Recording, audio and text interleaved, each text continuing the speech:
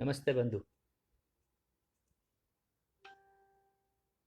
मैं आज कृष्णम गुरुकुल औरंगाबाद और ईरा गुरुकुलम रांझनगांव के चीफ मेंटर होने के नाते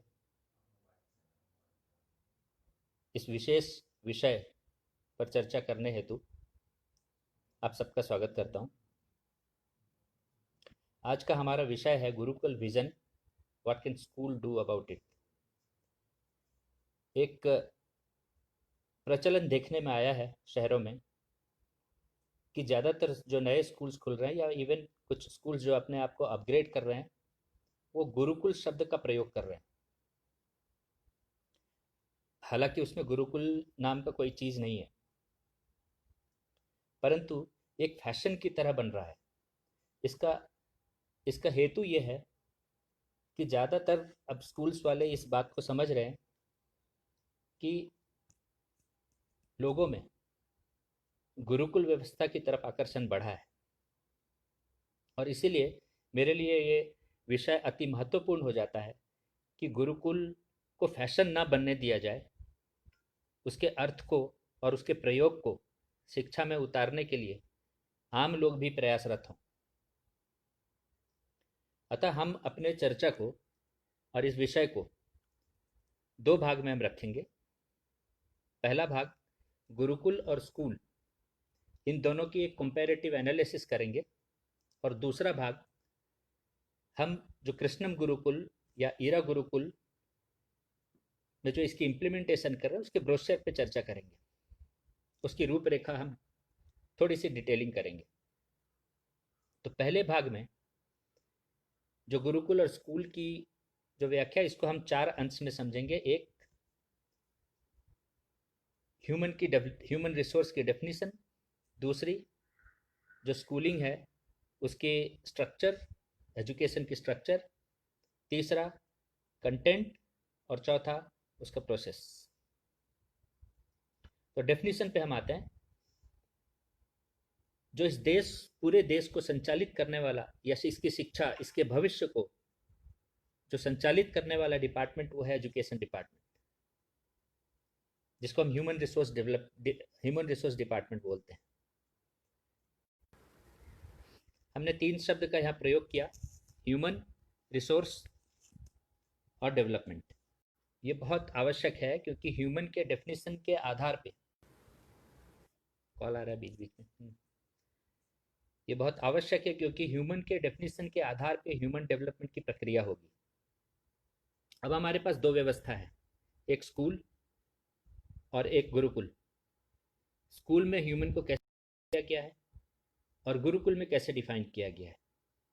मैं इस बात से बिल्कुल अनभिज्ञ हूँ कि हमारे ह्यूमन रिसोर्स डिपार्टमेंट ने ह्यूमन को कैसे डिफाइन किया है, परंतु हम जब प्राइमरी में जाते हैं, प्राइमरी एजुकेशन में ही हमें जो what is a human being की डेफिनेशन आती है, मैं उसी को ह्यूमन मिनिस्ट्री के डेफिनेशन मान करके इस चर्चा को कर रहा हूँ। तो प्राइमरी में आप सबके मन में ये उत्तर उभर ही गया होगा कि ह्यूमन, जब बोलते हैं what is a human being, तो ह्यूमन के डेफिनेशन इमिडिएटली जो हमारे मन में उभर के आता है कि human is a social animal.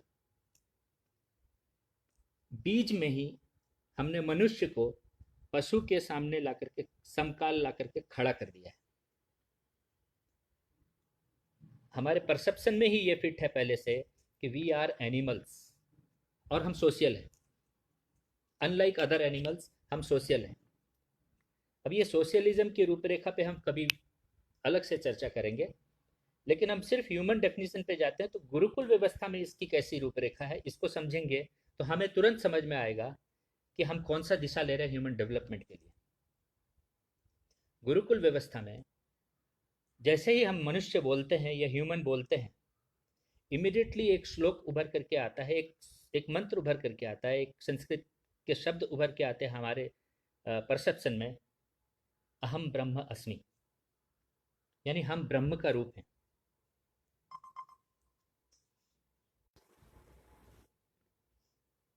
हम ब्रह्म का रूप हैं। इसी बात को स्वामी विवेकानंद ने कहा, every man is potentially divine, यानी हमारी क्षमता ईश्वर बनने की है। हम ईश्वर हैं ऐसा नहीं, हम ब्रह्म हैं ऐसा नहीं, ब्रह्म के अंश से हमारी क्षमता ईश्वर बनने की है। एक तरफ ये डेफिनेशन और एक तरफ ये डेफिनेशन कि हम जानवर हैं, एनिमल हैं। ये दोनों के बीजारोपण में आपको भेद तो स्पष्ट समझ में आ रहा होगा कि क्यों गुरुकुल ने एक गोल्डन डेज का निर्माण किया था और क्यों हम स्ट्रगल कर रहे हैं एक स्वर्णिम भारत बनाने के लिए और बना नहीं पा रहे। अब आप इस डेफिनेशन को गुरुकुल में और आगे आते हैं तो पंचकोशीय शरीर की धारणा आती है। उपनिषदों में चतुष्पाद का चर्चा किया गया है, स्थूल शरीर, कारण शरीर, सूक्ष्म शरीर। पंचकोशीय शरीर में ये स्थूल शरीर अन्नमय शरीर से लेके प्राणमय, मनोमय, विज्ञानमय और आनंदमय शरीर, यानी आत्मा से लेके शरीर तक की एक पूरी समूह को एक अलग प्रक्रिया से ह्यूमन के रूप में देखने की कोशिश किया गया है। अच्छा, ये दोनों डेफिनेशन के पीछे का जो साइंटिफिक बैकग्राउंड है वो भी बहुत इंटरेस्टिंग है दोनों की प्रक्रिया से। एक तरफ हमें ये बताया जाता है कि ये ह्यूमन जो एनिमल है, सोशल एनिमल है, इसकी इवोल्यूशन कैसे हुई। तो उसकी इवोल्यूशन की प्रोसेस देखेंगे तो आपको त्रियक जीव यानी पशु पक्षी ही सब पशु ही दिखाई देंगे आपको, और बंदर से लेकर के हम फिर मानव तक का आए हैं और इसीलिए हम पशुवत हैं। ये एक परसेप्शन, एक धारणा, एक साइकोलॉजी बचपन में ही निर्माण होता है। लेकिन गुरुकुल में यानी हमारे शास्त्रों में, हमारी संस्कृति में एक सर्ग की कल्पना है। यह कल्पना है, ये वो साइंटिफिक बेसिस है, ये एक दूसरी बात है, क्योंकि इवोल्यूशन थ्योरी भी प्रूवन नहीं है, थ्योरी है। और यहाँ भी एक थ्योरी है जहाँ पर मनुष्य को पहले वनस्पति जगत सर्ग है, फिर त्रियक पशु यानी पानी, जल और स्थल में जो जीव जंतु हैं उसका सर्ग है, फिर देव सर्ग है और फिर मनुष्य है। यानी ये देव सर्ग जो है वो मनुष्य के लिए इसलिए है क्योंकि मनुष्य को ये देव सर्ग कर्म प्रधान बनाता है। यानी कि हम अपनी स्थितियों को अपने कर्म से बदल सकते हैं, हम अपनी भोग को अपनी कर्म से बदल सकते हैं, परिवर्तित कर सकते हैं। ये हमारी मनुष्य होने की क्षमता है, देव हमारे अधीन है। और पशु जो है वो सिर्फ भोग स्थिति में है, वो अपनी परिस्थिति स्थिति को नहीं बदल सकते, वो अपनी सिक्योरिटी, अपनी सर्वाइवल में ही सिर्फ लगे हुए रहते हैं। इसीलिए जब आपने पशु का बीज के रूप में अपने आप को बीजारोपण किया है तो आपकी जर्नी कहाँ आकर के खत्म होती है। आप जो आउटपुट लेते हो वो बेसिकली एक डिपेंडेंट ही बनाते हो, एक विवश मनुष्य का ही निर्माण कर पाते हो। यदि नौकरी न, आप इमेजिन करो एक 10th स्टूडेंट को 10th के बाद में छोड़ दिया जाए कि कुछ करो, तो कितना हेल्पलेस हो जाता है वो कि क्या करूं। उसको उसे अंदाजा ही नहीं है कि उसकी कैपेबिलिटीज क्या है। और दूसरी तरफ गुरुकुल व्यवस्था में जो आते हो तो उसका जो उद्देश्य है वो व्यवस्था नहीं है, स्वावलंबन है, स्वतंत्रता है, डिपेंडेंसी नहीं है, इंडिपेंडेंस है। और इसलिए इन दोनों की डेवलपमेंट प्रोसेस भी अलग अलग है। एक तरफ आप यदि ह्यूमन एज एनिमल लेते हो तो सिर्फ रिसोर्स डेवलप करते हो, ह्यूमन डेवलप ही नहीं कर पाते हो। और गुरुकुल पद्धति से आप ह्यूमन डेवलप करते हो। रिसोर्स यानी वो वस्तु जिसकी सीमित क्षमता हो और जिसकी उपयोगिता भर ही उसका अस्तित्व हो, और ह्यूमन जो अनंत क्षमताओं से परिपूर्ण है, आशाएं हैं, जो जीवन को कहीं से भी आरंभ कर सकता है और कुछ भी प्राप्त कर सकता है, ये विश्वास। तो इसकी डेफिनेशन बहुत इंपॉर्टेंट है समझना। ये दोनों दो डेफिनेशन है स्कूल और गुरुकुल के दृष्टि से। आप और गहराई से अंदर आएंगे स्ट्रक्चर में आने के पहले, यदि इन दोनों नाम की भी व्याख्या करेंगे, स्कूल और गुरुकुल, तो स्कूल नाम जो है वो ग्रीक के स्कोल नाम से लिया गया है। स्कोल यानी जिससे आप स्कॉलर को भी आइडेंटिफाई करते हैं, मगर स्कोल का जो ओरिजिनल अर्थ था वो ये था कि लेजर टाइम में, फ्री टाइम में रहने वाला जगह। बाद में इसे स्कूल के रूप में लिया गया तो इसमें फिर बाकी व्यवस्था कर दी गई। मगर गुरुकुल का अर्थ है गुरु के कुल का। अगेन इसके नाम में ही दो अलग डायरेक्शन है। स्कूल स्कॉलर यानी स्टूडेंट सेंट्रिक हो जाता है वो, गुरुकुल गुरु यानी गुरु सेंट्रिक, टीचर सेंट्रिक हो जाता है ये। टीचर सेंट्रिक हो जाता है ये। तो इनके नाम के अर्थ में ही दो अलग अलग डायरेक्शन सेट हो जाते हैं। हम इस डिफरेंस को और थोड़ी गहराई में लेंगे, हम स्ट्रक्चर में आएंगे। स्कूल का स्ट्रक्चरिंग क्या है? प्राइमरी, सेकेंडरी, फिर हायर एजुकेशन। और गुरुकुल के स्ट्रक्चर क्या है? ऐसे ही कुछ है, मगर स्ट्रक्चर के जो नाम, जो उद्देश्य हैं वो बदल जाते हैं। गुरुकुल के स्ट्रक्चर है विद्यारंभ, यज्ञोपवीत, वेदारंभ, केशांत, समावर्तन। मैंने प्री स्कूल एजुकेशन के कॉन्टेक्स्ट में पहले 9 संस्कारों की बात की थी।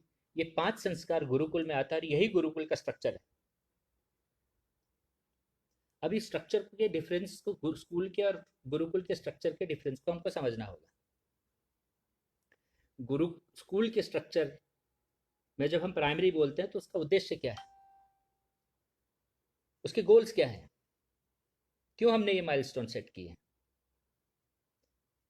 जितना मैं समझा हूँ अपने देश के अलग अलग स्कूल में जा करके लोगों से, एकेडमिशियन से और एजुकेशनिस्ट से चर्चा करके, कि प्राइमरी का गोल जो है वो सेल्फ स्टडी है। मगर यदि ऐसा है तो सेकेंडरी में सेल्फ स्टडी क्यों नहीं हो रहा है? क्यों जो प्राइमरी का टीचिंग स्ट्रक्चर है, टाइम टेबल है, क्लासेस होते हैं, टीचर आते हैं, टीचर जाते हैं, बैग से बुक निकलते हैं, बैग में बुक जाते हैं, यही चीज़ सेकेंडरी में क्यों चलता है? बच्चे वहाँ सेल्फ स्टडी करने चाहिए यदि प्राइमरी का गोल सेल्फ स्टडी है तो। और जहाँ डाउट्स है, डिफ़िकल्टीज़ है, वहाँ टीचर्स को रिफ़र करेंगे या टीचर को स्पेशल सेशंस लेंगे तो बच्चे आकर के उसको सुनेंगे। व्यवस्था बदलनी चाहिए थी वहाँ पर यदि गोल है तो।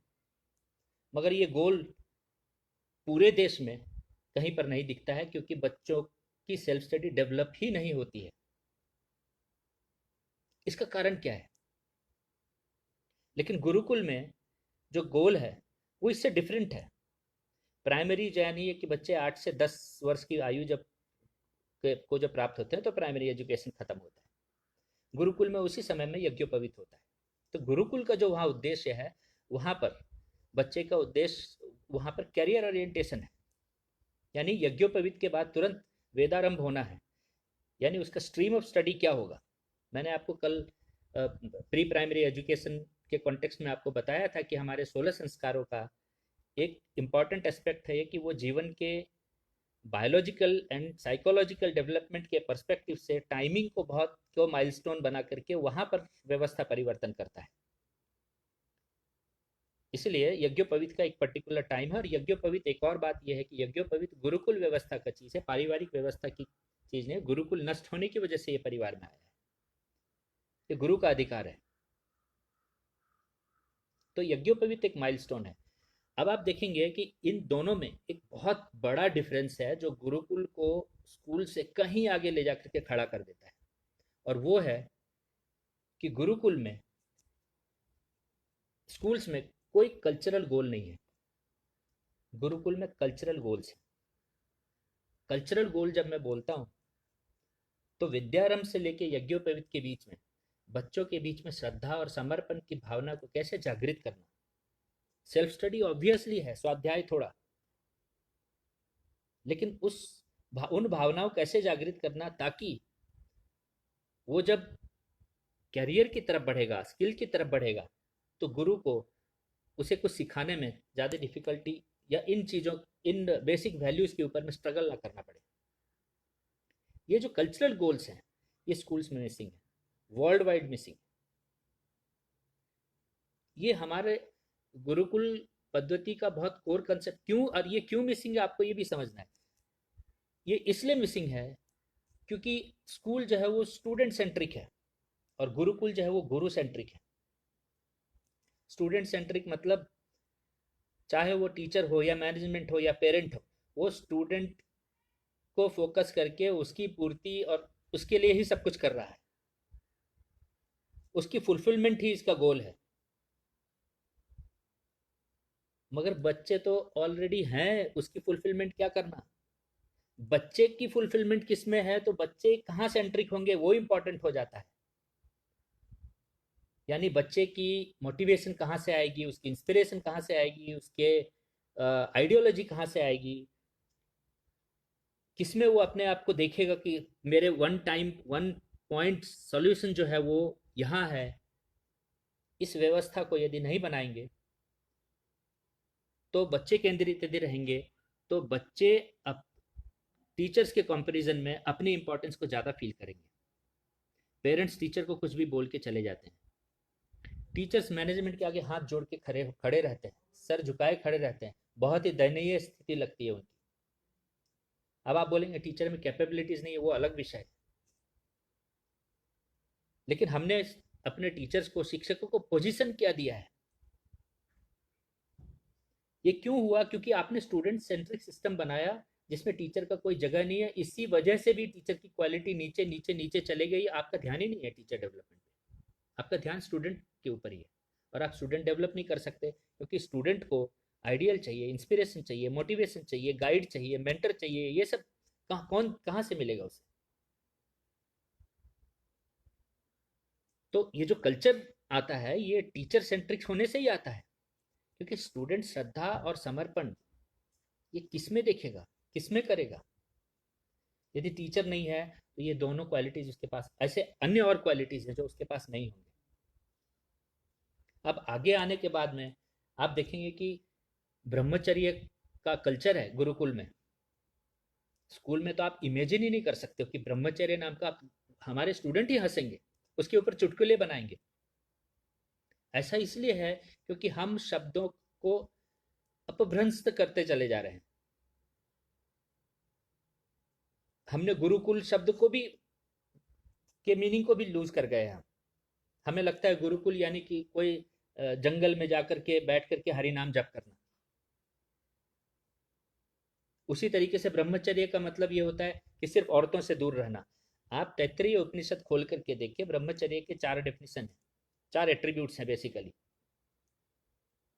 और इसमें जो मीनिंग हम समझते हैं उसका तो कहीं से दूर तक कोई व्याख्या नहीं है। पहला डेफिनेशन है कपट का ना होना, यानी बच्चों में एक दूसरे के प्रति ईर्ष्या ना होना, घृणा नहीं होना, ना होना, राग ना होना, क्रोध ना होना, छल न करना एक दूसरे के साथ, चोरी न करना। ये सब जो है, इन भावनाओं का ना होना, ये ब्रह्मचर्य का पहला एट्रीब्यूट है। दूसरा एट्रीब्यूट है अपने इंद्रियों पे संयम करना। मैं डिटेल्स में नहीं जाऊंगा, मैं टॉपिक्स टच करके निकलता हूं। तीसरा एट्रीब्यूट है अपने मन को वश में रखना, यानी self control and controlled mind, और कंट्रोल इमोशंस, कंट्रोल डिजायर्स। और चौथा एट्रीब्यूट है प्रामाणिक ज्ञान को लेना। ये 4 एट्रीब्यूट ब्रह्मचर्य को कहा गया है। प्रामाणिक ज्ञान के ऊपर हम बाद में विशेष में आते हैं, मगर जो स्ट्रक्चर ऑफ द स्कूल है इसमें प्राइमरी के गोल्स फुलफिल नहीं हो रहे हैं। सेकेंडरी का गोल क्या है ये आज तक मैं समझ नहीं पाया हूँ, क्योंकि 10वीं तक बच्चे सारे सब्जेक्ट्स पढ़ते हैं और मुझे जनरल नॉलेज के सिवा और कुछ नहीं लगता। और यदि जनरल नॉलेज है तो इतने बड़े स्कूल और इतने बड़े इंस्टीट्यूशंस बनाने की क्या आवश्यकता है? गूगल पर्याप्त है। गूगल में अब सिर्फ लिखने की भी आवश्यकता नहीं है, वॉइस रिकॉग्निशन टेक्निक्स हैं।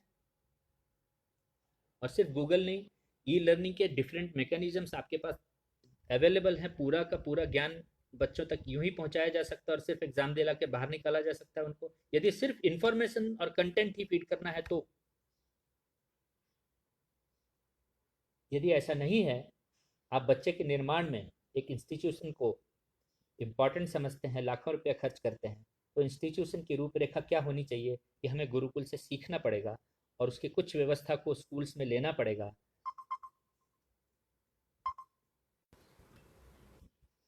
और जब हम कंटेंट की बात कर रहे हैं, हमारा तीसरा विषय कंटेंट ही है, तो कंटेंट को हम 4 तरीके से देखेंगे। एक, कंटेंट क्या होना चाहिए, कंटेंट कितना होना चाहिए, कंटेंट की देने की प्रक्रिया क्या होनी चाहिए, आप कैसे दे रहे हैं, और जो कंटेंट है वो क्यों देना है। और आपको मैं एक उदाहरण लेकर के समझाऊंगा इसमें कि कंटेंट, कोई भी कंटेंट क्यों देना है। अब आप देखिए, सोलर सिस्टम या यूं कहिए यूनिवर्स के बारे में जब बच्चों को पढ़ाते हैं, सेकंड थर्ड फोर्थ स्टैंडर्ड में इन सब के ऊपर में चैप्टर्स रहते हैं जनरल साइंस सब्जेक्ट में, तो जब आप पढ़ाते हैं तो कितनी डिफ़िकल्टी होती है, इसके ऊपर में आपको लाइव मॉडल्स लाने पड़ते हैं, कई सारी प्रक्रिया करनी पड़ती है, तब बच्चों को समझ में आता है कि हाँ सौरमंडल में क्या क्या है, चंद्रमा पूर्ण होता है, नहीं होता है, full moon day, no moon day, या इक्लिप्स होते हैं, या ग्रहण होता है, या ये कॉन्स्टलेशंस हैं, पोल स्टार है, पृथ्वी अपनी जगह घूमता है, सूर्य के चारों तरफ घूमता है, इत्यादि आदि आदि। मेरा ये प्रश्न है, या मैं बोलूँगा गुरुकुल का ये प्रश्न है, कि हमने ये बच्चों को नहीं बताया तो क्या होगा? क्या उसे दिन रात समझ में नहीं आएगा? उसे आसमान में चांद नहीं दिखेगा? उसे फुल मून डे और नो मून डे नहीं दिखेगा? उसे ऋतुएं समझ में नहीं आएंगी? सब कुछ आएगा। क्यों पढ़ाया आपने? या मैं एज ए सिविल इंजीनियर उस ज्ञान का कैसे उपयोग कर रहा हूँ? एज ए कंप्यूटर इंजीनियर उस ज्ञान का कैसे उपयोग कर रहा हूँ? उपयोगिता उस ज्ञान की बहुत इंपॉर्टेंट है, जो हमारे साइंस के स्टडी में कंप्लीटली मिसिंग है, जो गुरुकुल के स्टडी में होता था। और इस उदाहरण से आप बिल्कुल विश्वास करेंगे कि होता था। आपके सामने गांव के किसी अनपढ़ आदमी को भी आप देखेंगे और पूछेंगे तो वो आपको बिना कोई किताब, बिना कोई एस्ट्रोनॉमी या ज्योग्राफिकल इंस्टीट्यूट्स या ट्रॉपिकल इंस्टीट्यूट्स के बगैर आपको बताएगा कि आज फुल मून, आज पूर्णिमा है, आज एकादशी है, आज संक्रांति है। ये आपको डिटेल्स मिल जाए। ये पंचांग से आता है। ये पंचांग क्या है? ये हमारे लाइफ के साथ जुड़ा हुआ है। हमें कब उठना है, कब सोना है, किस दिन उपवास करना है, क्यों करना है। ये यूनिवर्स, ये सोलर सिस्टम जिसका हम पार्ट हैं, वो हमारे जीने की प्रक्रिया को गाइड करता है, इसलिए वो नॉलेज इंपॉर्टेंट है। तो आपने इस फिलोसफी, गुरुकुल के इस फिलोसफी को मिस करके एक ऐसा नॉलेज सिस्टम बनाया जिसका कोई यूजफुलनेस नहीं है, सिर्फ जनरल नॉलेज है। तो बच्चे की इंटरेस्ट क्यों आएगी उसमें, और डिफिकल्टी भी होगी समझने में। तो किसी भी नॉलेज का मैंने उसे 3P का फॉर्मूला दिया है कि एक प्रैक्टिकल होना चाहिए, दूसरा प्रूवन होना चाहिए, और तीसरा पर्पसफुल होना चाहिए। कोई भी सब्जेक्ट हो, आप इंग्लिश पढ़ाओ, हिस्ट्री पढ़ाओ, ज्योग्राफी पढ़ाओ, साइंस पढ़ाओ, मैथ्स पढ़ाओ, कोई भी सब्जेक्ट हो, ये एस्पेक्ट उसके साथ जरूर जुड़ा रहना चाहिए। तो उस कंटेंट की वैल्यू बनती है, पर्पसफुलनेस बनती है। वाई पार्ट जो है वो मैं आपको एड्रेस किया हूँ, और सिर्फ एक एग्जाम्पल देकर निकल रहा हूँ। पूरी करिकुलम उसके ऊपर में प्रश्न है, ये सिर्फ एक एग्जाम्पल के ऊपर नहीं। दूसरा एग्जाम्पल जो आता है कि आप कैसे देते हैं। डे 1 से आप इंग्लिश लैंग्वेज के माध्यम से देते हैं, कोई प्रॉब्लम नहीं है, माध्यम कोई भी हो, मगर माध्यम वही होना चाहिए जो बच्चे को समझ में आए। जब बच्चा वोकेबुलरी में ही उलझ जाए तो वो साइंस क्या समझेगा, वो ज्योग्राफी क्या समझेगा। उसकी डिफ़िकल्टी तो इंग्लिश लैंग्वेज सीखने में है पहले, या तो आप पहले सिखा लीजिए उसे। और मुझे लगता है कि आप बड़े बड़े लोगों के एग्जाम्पल ले लिए, आपके पास सबसे बड़ा नाम डॉक्टर अब्दुल कलाम का है, कभी भी सीख सकते हैं इंग्लिश, उसका कोई डिफ़िकल्टी नहीं है। बचपन में ही आप पहले ही इंग्लिश सिखा दीजिए, 2 साल सिर्फ इंग्लिश सिखाइए उनको, पहले भाषा ज्ञान तो दे दीजिए, तब तो आप विषय ज्ञान देंगे उसे। आपके इस खिचड़ी में कि आप सारे सब्जेक्ट्स इंग्लिश में परोस रहे हो, उसे 10 वर्ष लग जाता है, अंग्रेजी नहीं सीख पाता हो, और ना ही वो विषय ज्ञान ले पाता है। आपकी सिर्फ इस जिद में कि मुझे सिर्फ इंग्लिश ही चाहिए और कुछ नहीं चाहिए। ये ज्ञान इंग्लिश का मोहताज क्यों हो गया है? मुझे इंग्लिश से कोई विद्रोह नहीं, आप पहले सिखा दीजिए ना, 2 साल में आप कुछ मत सिखाइए। आप कोई ऐसा रास्ता निकालिए जिससे आप ज्ञान दे सके बच्चों को।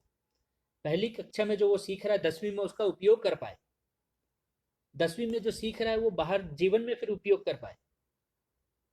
आज पहली कक्षा के कंटेंट, सेकंड क्लास के कंटेंट के बच्चों को उसकी मेमोरी से जो है वो निकल जाता है। 10वीं देने के बाद में 2 महीने बाद आप 10वीं के बच्चे से पूछिए वही गणित का सवाल जो वो एग्जाम में सॉल्व करके आया, नहीं कर पाएगा। इतनी जल्दी इरेज होती है, क्यों? क्योंकि आपने कंटेंट उसके माइंड में एस्टेब्लिश ही नहीं किया, उसकी स्मृति में। तो ये 10 साल आप उसका वेस्ट कर रहे हो। इसलिए हाउ बहुत इंपॉर्टेंट होता है, आप कैसे दे रहे हो उस ज्ञान को, ये बहुत इंपॉर्टेंट होता है। और शिक्षा व्यवस्था को इस पे ध्यान देना पड़ेगा। तीसरा एस्पेक्ट है कि आप क्या दे रहे हो। आप इस बात को समझो कि यदि मैं इंटीग्रेशन, डेरिवेशन, एल्जेब्रा स्टैंडर्ड 3 के बच्चों को पढ़ाना शुरू करूं तो क्या होगा। आप समझ, आप आंसर है आपके पास। उसी तरीके से आप एक प्रैक्टिकल जीवन का एग्जाम्पल लो, गुड टच और बैड टच। गलती कोई बड़ा व्यक्ति कर रहा है और करप्ट आप एक छोटे से प्योर माइंड को कर रहे हो कि यहाँ मत छुए तो ये बैड टच, वहाँ छुए तो वो गुड टच। और फिर वो छूने वाला उसका अपना रिश्तेदार हुआ, अपना पिता हुआ, अपना मामा हुआ, अपना चाचा हुआ, तो क्या उसके मानसिकता में बनेगी। आप एक बड़े व्यक्ति की गलती के चलते एक बच्चे, एक छोटे पवित्र मन के भविष्य को दूषित कर रहे हो। क्यों हुआ ये? क्योंकि क्या आपको देना है, कब देना है, किसको देना है, इसके ऊपर विचार ही नहीं है। किसी ने बोल दिया गुड टच बैड टच, पूरा देश उसके पीछे चल पड़ा। चौथा एस्पेक्ट है कि आपको कितना देना है। ये बहुत इंपॉर्टेंट है। मैं अभी गुरुकुल, इस स्कूल की व्यवस्था पे इसलिए ये चर्चा कर रहा हूँ क्योंकि ये सब खामियां गुरुकुल व्यवस्था में नहीं है। कितना देना है। सीबीएसई ने एक करिकुलम डिफाइन किया हुआ है। क्या इस देश के 16 वर्ष तक की आयु की जो पॉपुलेशन है उसका सामूहिक ज्ञान उस सीबीएसई बोर्ड के प्रेस्क्राइब्ड करिकुलम है। मैं एक सब्जेक्ट लेता हूँ, मान लीजिए इंग्लिश। ऑन एन एवरेज मान लीजिए एक साल में 20 लेसन, 20 चैप्टर्स होंगे एक किताब में ऑन एन एवरेज। कम ही होंगे, मैं ज़्यादा ले रहा हूँ। 10 वर्ष में वो कितने लेसन पढ़ता है? 200। ये जो 200 चैप्टर सीबीएसई ने डिफाइन कर रखे हैं, ये क्या इस 1 अरब पॉपुलेशन, भारत जो इतना बड़ा देश है, उसकी ज्ञान की जो परिभाषा है वो ये 200 चैप्टर है। अंदर कंटेंट में तो हम बात, मैं जा ही नहीं रहा हूँ कि उसमें क्या लिखा है, क्या नहीं लिखा है, क्या ज्ञान मिल रहा नहीं मिल रहा, मैं उसको यूजफुल मान रहा हूँ। अब मैं आपको एक एक हाइपोथेसिस देता हूँ। इसी सीबीएसई के कितने स्कूल्स हैं? 18,000 स्कूल्स हैं। अभी 18,000 स्कूल को मैं माइनस करता हूँ। जो गवर्नमेंट ओन्ड स्कूल्स हैं 1200 तो केंद्रीय विद्यालय ही हैं, बाकी गवर्नमेंट ओन्ड स्कूल्स को मैं मिला लेता हूँ तो 3,000 के आसपास जाते हैं। फॉर सिंप्लिसिटी ऑफ कैलकुलेशन हम 2,000 स्कूल पकड़ते हैं। एक स्कूल में ऑन एन एवरेज 50 टीचर हैं, तो total number of teachers 1 lakh के आसपास होते हैं गवर्नमेंट ओन्ड स्कूल्स में। बहुत रिजर्व फिगर लिया है मैंने। अब मैं आपके सामने रखता हूँ कि टीचर्स के प्रमोशन का एक क्राइटेरिया रखा जाए कि हर 3 साल में या हर 5 साल में, और थोड़ा अवधि बढ़ा देता हूँ मैं फॉर वेरी इजी कैलकुलेशन, हर 5 साल में टीचर्स की प्रमोशन इस आधार पे होगी कि वो इंग्लिश सब्जेक्ट के ऊपर में एक 5 साल में एक लेसन जो उसके जीवन का सीख हो उसको वो प्रस्तुत करे। आप 5 साल में 1 लाख चैप्टर्स तैयार कर सकते हैं। 200 नहीं, 1 लाख। वो भारत का ज्ञान है, वो भारत की फाउंडेशन होगी। मगर ऐसा करने के लिए आपको टीचर को स्वतंत्रता देनी पड़ेगी, जो आप देने को तैयार नहीं।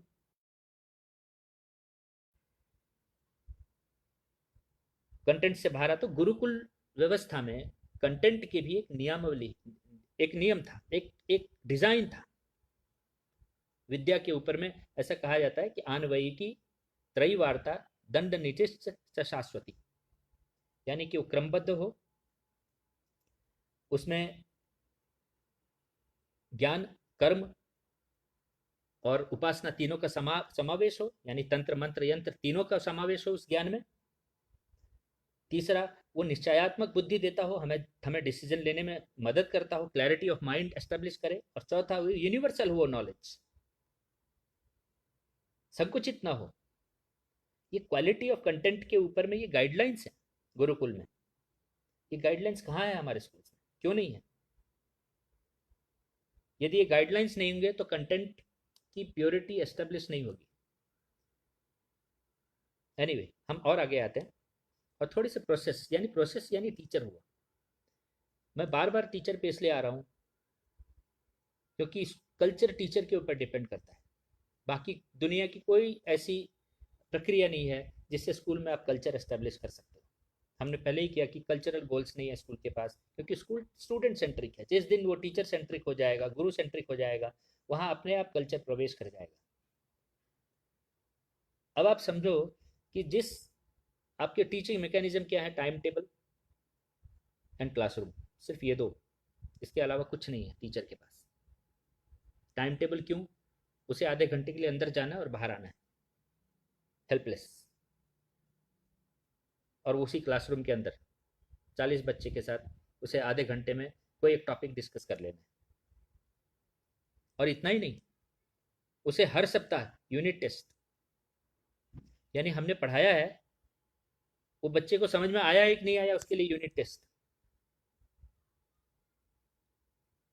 क्यों? आपने यूनिट रिपोर्टिंग की मैकेनिज्म भी बना सकते थे आप, कि हर हर सप्ताह टीचर जो है वो बिना टेस्ट लिए बच्चों की एक यूनिट रिपोर्ट बनाए, और 3 महीने बाद जब उसका टेस्ट होगा तो यूनिट रिपोर्ट और टेस्ट कितना मैच करता है एक दूसरे से, इसकी एनालिसिस हो। उसके बेस पे टीचर की प्रमोशनल क्राइटेरिया हो सकती है कि कौन से टीचर अपने स्टूडेंट्स को कितने अच्छे से समझते हैं। टीचर्स को ये फ्रीडम, ये वैल्यू तभी आएगी जब उसे इस तरह की खुलापन और इस तरह के जो ऑब्जर्वेशन और स्टूडेंट्स में एस्टेब्लिश होने का जो प्रावधान है वो स्कूलों में मिले, जो गुरुकुल में नेचुरल सहज तरीके से व्याप्त था। बच्चों के लिए भी लर्निंग मैकेनिज्म में आपने कुछ नहीं रखा है, केवल किताबें, किताबों की जगह बहुत ज़्यादा तो टैबलेट आ जाएगा, या ई लर्निंग के लिए कुछ आ जाएंगे स्मार्ट बोर्ड्स। और दूसरा इंग्लिश भाषा। तीसरा आपको पता ही नहीं है कि लर्निंग क्या है। गुरुकुल में लर्निंग के अपने पायमान है।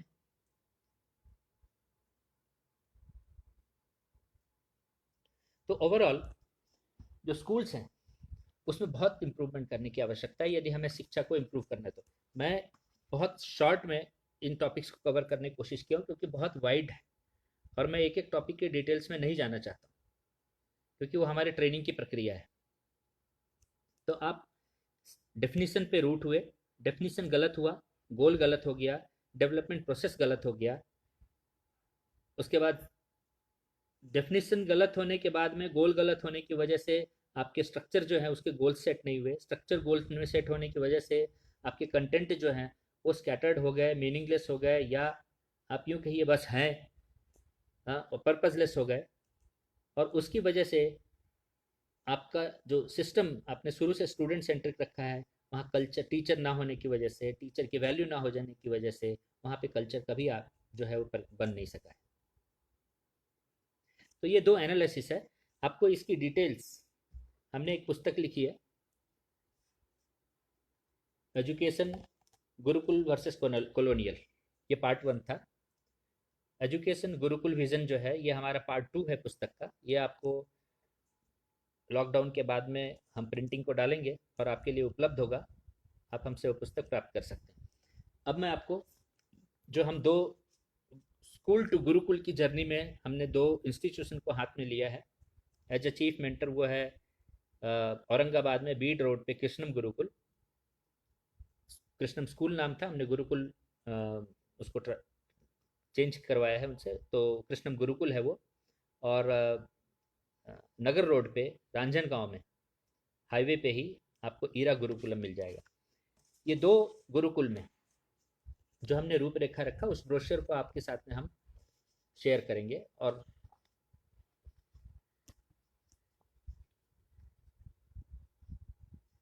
तो पहला चीज़, जब भी कोई इंस्टीट्यूशन बनता है तो उसे अपने एक एक प्रोसेस के तहत वो अपने विज़न को रखता है।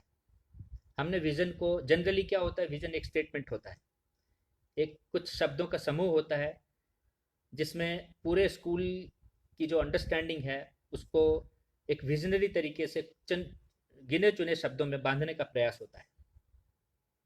हमारे कॉन्टेक्स्ट में हमने विज़न वर्ड और विज़न डायग्राम के रूप में रखा है, यानी पूरे विज़न को एक शब्द में समेटा है और उस शब्द को एक चित्र में समेटने का प्रयास किया है, स्टेटमेंट लिखने की जगह।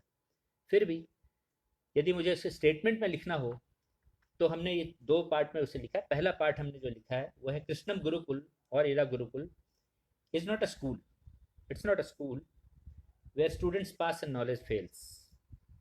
यानी बच्चे तो पास हो जाते हैं, वो स्कूल्स में होता है, मगर ज्ञान फेल होता रहता है। हमने चर्चा की उसके ऊपर में थोड़ी देर पहले। दूसरा, our gurukul is about bringing spiritual expansion in life of students. मैं शब्दों का एलेबोरेशन यहाँ अभी नहीं कर रहा हूँ। Empowering them with infinite potential, जो हमने अहम ब्रह्म अस्मि की बात की। Thereby awakening them for sustained success. Success की जो डेफिनेशन है उसमें सस्टेनेंस का पार्ट का जुड़ना, ये भी हमारे विजन का पार्ट है। Sustained success, containment and happiness, fulfilled और पूर्ण जीवन, आनंदमय जीवन को प्राप्त होना, ये हमारे उद्देश्य हैं। तो it is an education for enlightenment. अब हम इसके विजन शब्द पे आएंगे। तो इस गुरुकुल का विजन शब्द जो है वो है लाइफ। That's all. यदि कोई पूछे कि आपके गुरुकुल का क्या विजन है, तो हम कहते हैं लाइफ।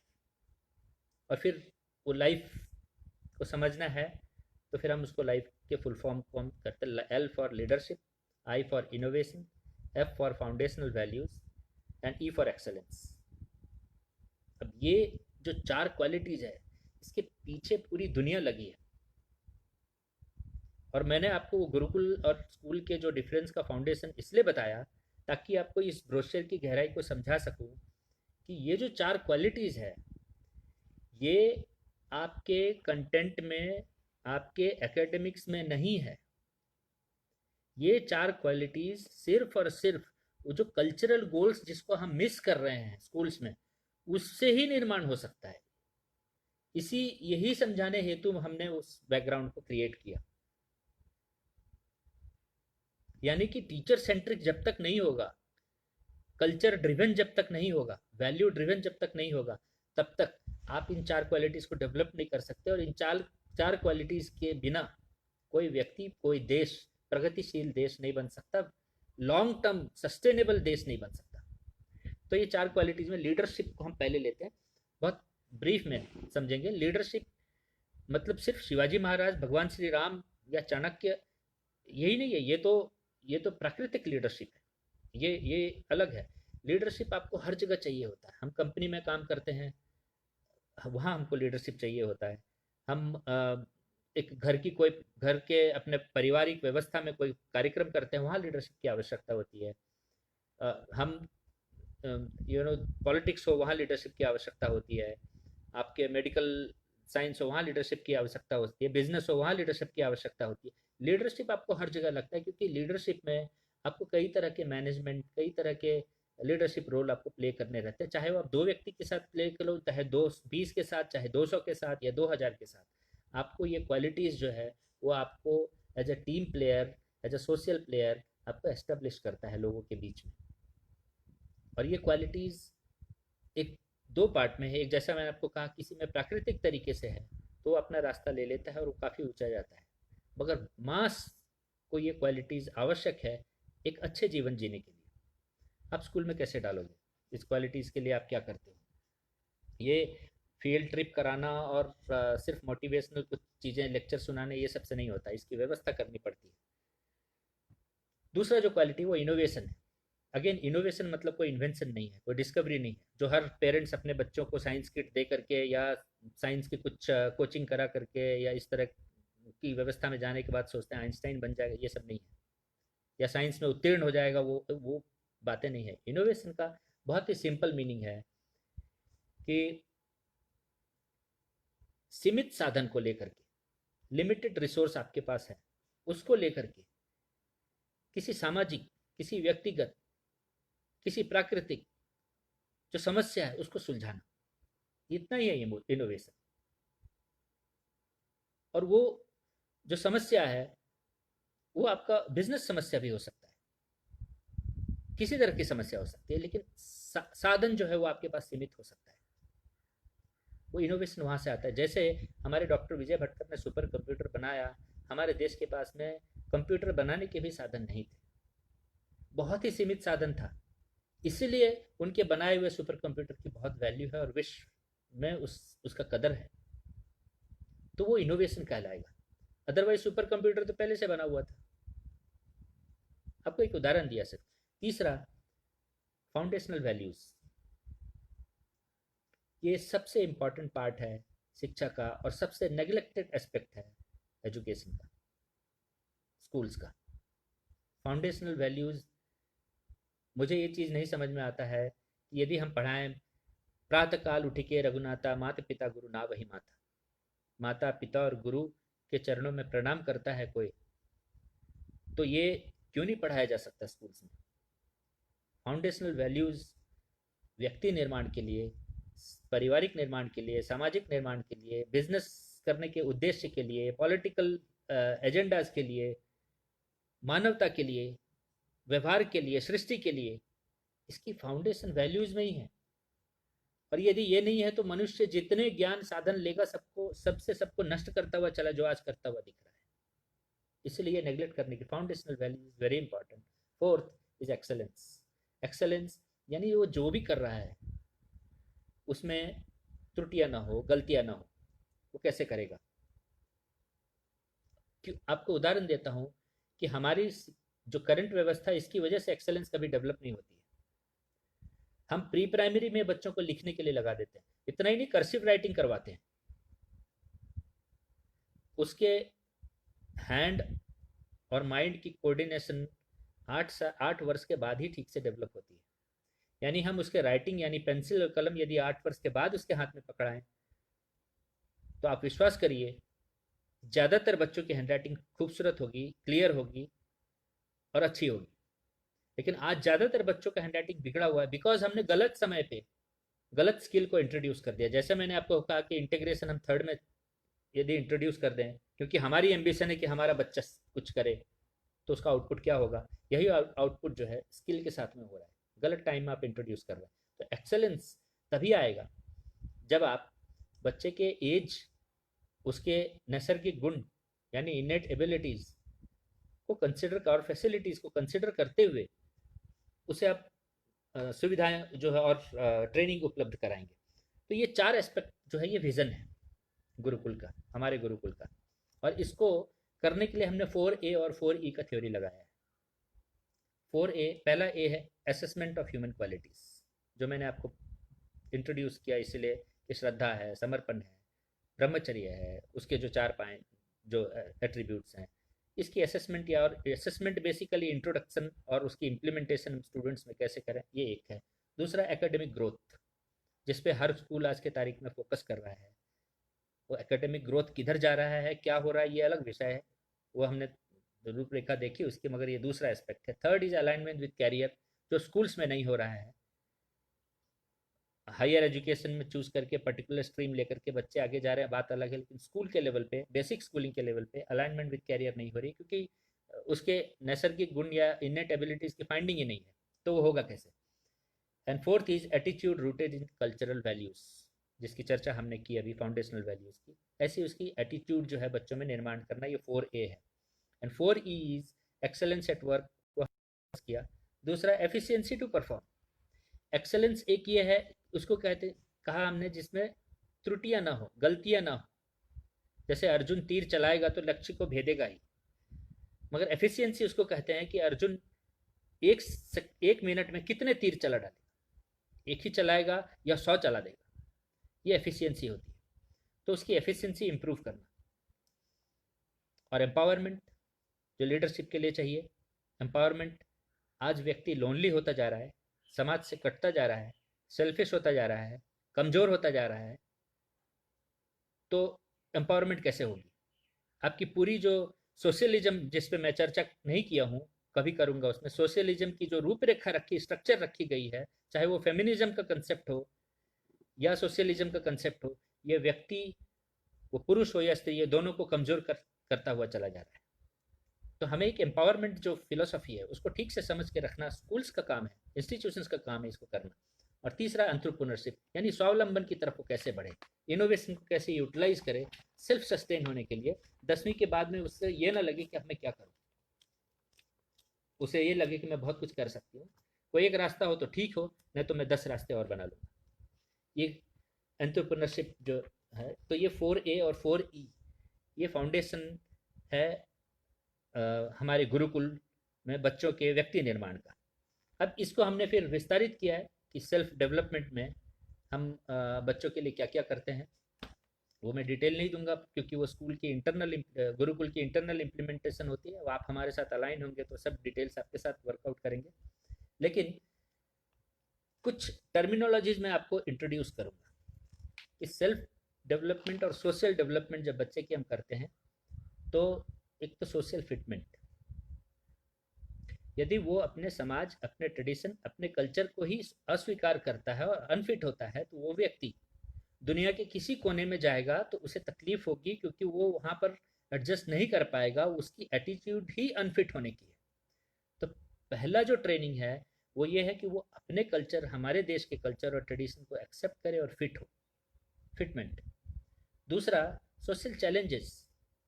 हमारे समाज में बहुत चैलेंजेस हो सकते हैं मगर उससे एस्केप करना, उसको नेगेटिव देखना नहीं, उन चैलेंजेस को स्वीकार करना और उसको सॉल्व करना, ये स्ट्रेंथ होनी चाहिए। और दूसरा, एक सोशल लाइफ जीना चाहिए। एकांतवास कोई सॉल्यूशन नहीं है। किसी किसी के लिए ठीक हो सकता है, साधु बन गए, ऋषि बन गए, साइंटिस्ट बन गए, रिसर्चर हो गए, वो अलग प्रोफेशन है। लेकिन मास के लिए एक सोशल लाइफ कैसे जिए, वो समाज किसको कहते हैं, इसको समझना, इसको बनाना या इसमें उसको प्रवृत्त करना, ये आवश्यक है। एक लाइफ कोच होना आवश्यक है, जो गुरु होते थे। आज के तारीख में लाइफ कोच एक बहुत बड़ा बिजनेस बन गया है। मैं उसको लाइफ कोच नहीं मानता। लाइफ कोच जो बचपन से हमारा उंगली थामे और अंत तक हमारे रूल्स हमारे साथ में रहे। और तीसरा, लाइफ चैलेंजेस, ये आप बच्चों के साथ कैसे इंट्रोड्यूस करते हैं एजुकेशन में, ये बहुत इंपॉर्टेंट है। क्योंकि हम जो चैलेंजेस फेस कर रहे हैं, हम जो समस्याएं देख रहे हैं, मुझे कहने की आवश्यकता नहीं है, आप सबके चारों तरफ आज भी है वो सारी समस्याएं। ये समस्याएं कल को और गहरी होंगी और विस्तार लेगा। और हमारे बच्चे को यदि हम ये सोच करके पढ़ा रहे हैं कि इसके साथ इसके लिए तो सिर्फ स्वर्ग ही स्वर्ग का निर्माण होने वाला है, ये हमारी बहुत बड़ी भूल होगी। हम उसे बहुत अंधेरे में ढकेलने वाले हैं। लाइफ चैलेंजेस के लिए उसे तैयार करना इंस्टीट्यूशंस और पेरेंटिंग दोनों के लिए बहुत इंपॉर्टेंट एस्पेक्ट है। और उसके बाद में है लाइफ बडीज, मित्र का निर्माण करना। सोशल लाइफ एक अलग लाइफ है, मित्रों के साथ का लाइफ एक अलग लाइफ है। फ्रेंडशिप बैंड बांधने से नहीं होगा। आप फ्रेंड से 10,000 रुपया मांग करके देखो, आपको समझ में आ जाएगा कि वो बैंड बांधने वाला फ्रेंड आपके साथ कितना जुड़ा हुआ है। तो आपको मित्र डेवलप करने पड़ेंगे, कुछ मित्रों को रखना पड़ेगा जीवन भर। और वो मित्रता कैसे डेवलप हो, इंस्टीट्यूट्स में डेवलप होते हैं। हमारे बचपन के साथ ही हमारे असली कृष्ण सुदामा बनते हैं। थर्ड एस्पेक्ट ऑफ जो लाइफ, जो ह्यूमन डेवलपमेंट हमारी जो गुरुकुल में रखा गया, वो ये है कि व्यक्ति के जो शरीर है उसको प्रकृति के साथ जोड़ना। आत्मा, पुरुष और प्रकृति, ये जो ह्यूमन की डेफिनेशन हमने शुरू में रखा, उसका इम्प्लीमेंटेशन कैसे हो, तो प्रकृति के साथ जोड़ना। तो इसके लिए हमने धन्वंतरी गार्डन और अन्नपूर्णा, ये दो इंस्टीट्यूशन हमने डेवलप किए हैं। हमारा उद्देश्य ये है कि जैसे ये डेंगू और इस तरह के छोटे छोटे जो जो रोग आते हैं, तो इसको सॉल्व करने के बहुत सरल तरीके वो बच्चे को घर में ही मालूम हो, उसे हर चीज़ के लिए डॉक्टर के पास जाने की आवश्यकता ना हो। हमने प्री प्राइमरी में इस चीज़ को देखा था पहले 9 संस्कार में, कि हमारा बच्चा जो है जन्म लेते ही हॉस्पिटल और डॉक्टर डिपेंडेंट हो जाता है। पहले तो नहीं थी ये व्यवस्था। और बड़ा होने के बाद तो क्या कहने, लाइफस्टाइल डिजीजेज इतने हैं कि हर किसी के लाइफ में हर दिन दवा है, हर दिन डॉक्टर है, इंश्योरेंस कंपनीज है, मेडिक्लेम कंपनीज है, सब आपके पैसे को आपसे निचोड़ निचोड़ कर निकाल रहे हैं और आपको जीवन नहीं सिर्फ सर्वाइवल दे रहे हैं। आपको हेल्थ चाहिए, जीवन चाहिए, तो आपको धन्वंतरी को आपको लाइफ में लाना पड़ेगा, आपको आयुर्वेद को लाना पड़ेगा, आपको हमारे देश के सांस्कृतिक फिलोसफीज को आपके लाइफ में लाना पड़ेगा। तो आप स्वस्थ और रोग मुक्त जीवन जी सकते हैं। आप हॉस्पिटल्स और डॉक्टर्स किसी खास वजह से जाना पड़े तो आप जाएंगे, जैसे पहले होता था। तो उनके जीवन में इसको कैसे समावेश करना प्रैक्टिकली, ये इस धन्वंतरी का गोल है। और अन्न, उसे क्या खाना चाहिए, कैसे खाना चाहिए, भूख लगे युक्त आहार विहारस्य युक्त चेष्टस्य कर्मसु, जो गीता की फिलोसफी है, इसके आधार पे अन्नपूर्ण जो भोजनालय है वो गुरुकुल में काम करता है। ये तो इंफ्रास्ट्रक्चर के पॉइंट ऑफ व्यू से डिफरेंट व्यवस्था है। डिस्ट्रीब्यूटेड लाइब्रेरी बनाए हैं हमने, डिस्ट्रीब्यूटेड कंप्यूटर लर्निंग सेंटर्स बनाए हैं हमने। एक जगह पे सब कुछ रखने का प्रयास नहीं किया है। एज ग्रुप के हिसाब से ग्रुप डिस्कशंस है, आदि आदि जो डिटेल्स हैं वो तो इंटरनल इम्प्लीमेंटेशन है, मगर इंफ्रास्ट्रक्चर के पॉइंट ऑफ व्यू से जिस इंफ्रास्ट्रक्चर जिसकी जैसी प्रयोग हो उसके हिसाब से ही इंफ्रास्ट्रक्चर डेवलप हो, ना कि दिखाने के लिए कि ये बिल्डिंग कितना सुंदर दिखता है, इसकी एंट्रेंस कितनी भव्य है। हम राजमहल नहीं बना रहे हैं, हम गुरुकुल बना रहे हैं जहाँ की व्यक्ति का निर्माण करना है और उसे पावरफुल बनाना है। इसलिए इंफ्रास्ट्रक्चर की दृष्टि से बाहर आएंगे। अभी हमारा दो क्षेत्र और रह जाता है, वो एक कि हम टीचर डेवलपमेंट कैसे करते हैं इंटरनली, क्योंकि इन सबको करने के लिए सबसे इंपॉर्टेंट एस्पेक्ट है कि हम टीचर्स को कैसे डेवलप करते हैं। तो जैसे हमारी जर्नी स्कूल टू गुरुकुल है, वैसे ही हमारी एक दूसरी जर्नी इंटरनल जर्नी है टीचर्स टू गुरु, और उसके लिए हमने इंटरनली 4 डिपार्टमेंट बनाए हैं। हम उस टाइम टेबल पे बिलीव नहीं करते हैं जो पूरे कंटेंट को एक बंधे हुए तरीके से सीमित समय में देता हुआ निकल जाता है, किसे क्या आया नहीं आया उससे कोई सरोकार नहीं रखता है।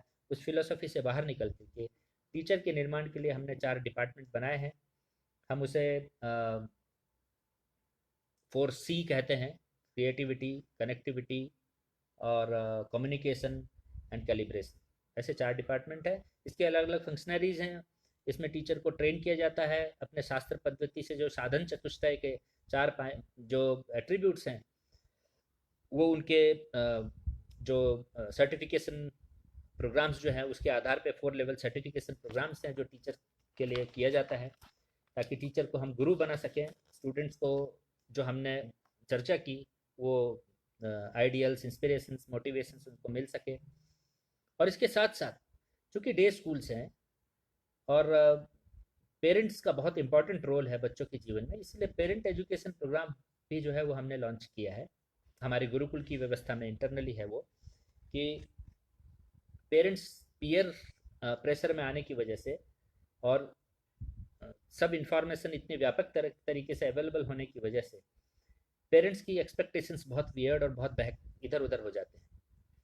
वो स्कूल्स से बहुत तरह की दूसरे स्कूल्स को देखते हैं, दूसरे बच्चों को देखते हैं, और कुछ बातें विदेश में देखते हैं, तो उनकी विजन में वो सब चीज़ें सेट होने लगती है और वो होलिस्टिक डेवलपमेंट को नहीं देख पाते हैं। वो एक माइक्रो लेवल विजन में रह जाते हैं और उन चीज़ों को स्कूल्स में आके खोजते हैं, क्योंकि सब जगह सब स्कूल्स में अवेलेबल नहीं हो सकता है। हर एक स्कूल कुछ कुछ चीज़ें लेकर के चल रहा है। तो हमारे गुरुकुल में ये इस बात की व्यवस्था की गई कि पेरेंट्स को हम 6 एस्पेक्ट पे ट्रेन करते हैं। एक है कल्चर, कुछ कल्चर जो वो कर सकते हैं, कुछ कल्चर हो सकता है वो ना करते हो, इट्स ओके। केयर, बच्चों में अत्यधिक आसक्ति और अत्यधिक प्रेम की जगह बच्चों को केयर करना, उसे बड़ा करना, इसके फिलोसफीज पे लाना। तीसरा हेल्थ, जो उनके हाथ में है, क्योंकि भोजन हम तो एक ही भोजनालय में कराते हैं स्कूल में, लेकिन घर जाने के बाद उनकी अपनी एक डाइट सिस्टम होती है, व्यवस्था होती है, तो उसको भी एक रेगुलेट करना आवश्यक है। चौथा संस्कार, पांचवा विजडम, कैसे चॉइसेस हों, डिसीजंस क्या हों बच्चे के विषय में, शायद उनके भी विषय में धीरे धीरे। और छठा कैरियर। तो कैरियर के लिए अक्सर पेरेंट्स कंसर्न रहते हैं और बहुत पैसे खर्च कर देते हैं। अब देखिए पेरेंट्स कमाते बहुत कम है, मिडिल क्लास फैमिली।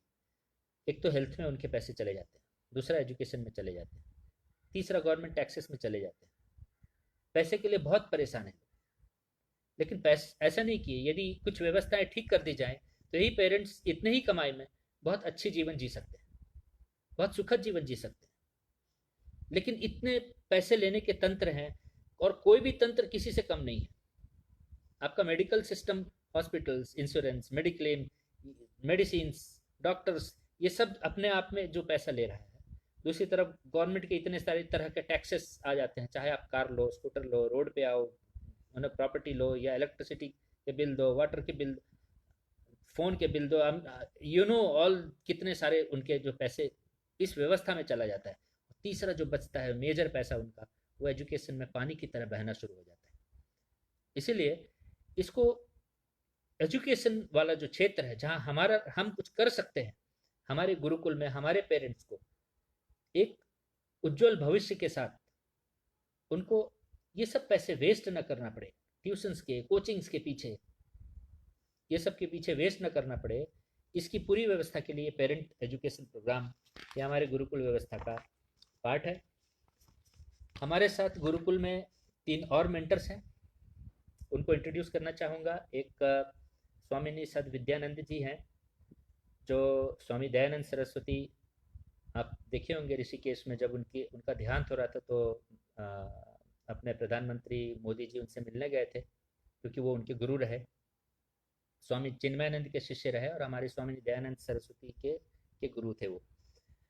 वेदांतिक हैं, अपने पाणिनि अष्टाध्यायी और संस्कृत ग्रामर में एक्सपर्टाइज है उनका, और बेसिक मॉडर्न एजुकेशन से भी पढ़ी हुई हैं।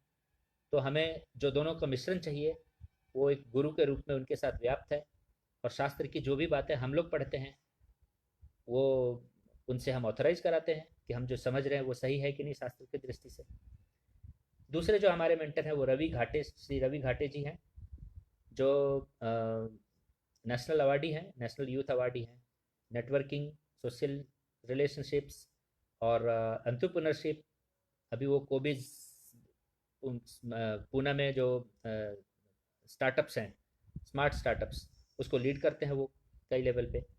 तो वो हमारे दूसरे मेंटर। और तीसरे मेंटर जो है वो हमारे तरुण मालवीय जी हैं, बहुत ही अच्छे व्यक्ति हैं। उन्होंने मिथी सॉफ्टवेयर के फाउंडर और डायरेक्टर हैं, और उन्होंने जो सॉफ्टवेयर्स बनाए हैं वो माइक्रोसॉफ्ट लेवल के सॉफ्टवेयर्स हैं, जो कि भारत को चीन की तरह एक इंटरनल व्यवस्था दे सकता है। सारे सॉफ्टवेयर्स उनके पास अवेलेबल हैं, जो विदेश के भी कई क्लाइंट यूज़ करते हैं। पोटेंशियली उनके जो प्रोजेक्ट्स हैं, उन जो हम लैंग्वेज देखते हैं मल्टीलिंगुअल, जो हमारे देश की लैंग्वेज में, उसको बनाने में भी उनका योगदान है। डॉक्टर भटकर के साथ सुपर कंप्यूटिंग और सीडैक में भी उन्होंने शायद काम किया है। तो ये हमारे मेंटर्स हैं इस गुरुकुल व्यवस्था। हमारा विज़न ये है कि ये स्कूल, किसी भी स्कूल को हम गुरुकुल में कैसे परिवर्तित करें without impacting much on their affiliation, चाहे वो सीबीएसई बोर्ड हो, आईसीएसई बोर्ड हो या स्टेट बोर्ड हो, हम या कोई और बोर्ड हो। हम उस बोर्ड के एफिलिएशन और कंटेंट को ज़्यादा विचलित ना करते हुए उस स्कूल की व्यवस्था को, उसके प्रोसेस को, उसकी टीचिंग को, उसके पेरेंटिंग को, स्कूल के कल्चर को हम कैसे गुरुकुल में परिवर्तित करें, ताकि आने वाले जनरेशन जो है वो जो ह्यूमन डेफिनेशन की हमने फाउंडेशन दी थी कि वो एनिमल ना कह के अपने को पोटेंशियली डिवाइन के रूप में एस्टेब्लिश कर सके। धन्यवाद, नमस्कार।